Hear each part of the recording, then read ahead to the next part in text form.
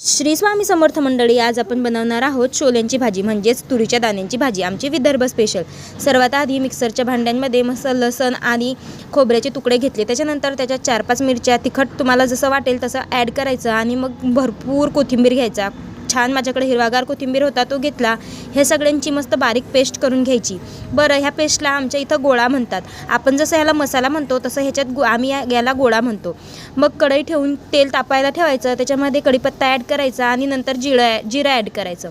आपण काढलेला मसाला त्याच्यात टाकायचा, मसाला खरपूस होऊ द्यायचा। मसाला खरपूस भाजून झाला की त्याच्यात सगळी मसाले टाकायचे। त्याच्यात मीठ टाकायचं, हळद टाकायची, धनेपूड टाकायचं आणि हवा असल्यास सब्जी मसालाही टाकायचा।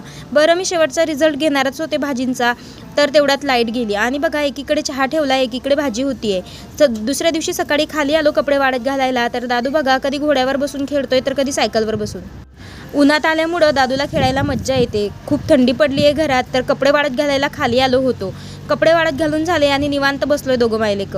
बरं, तुम्ही माझा व्हिडिओ कुठून बघताय मला कमेंट करून सांगा आणि माझे व्हिडिओ तुम्हाला आवडतात का नाही हेही सांगा। चला, मी आता व्हिडिओ इथेच एंड करते। तुम्ही व्हिडिओला लाईक, चॅनलला सबस्क्राईब करा।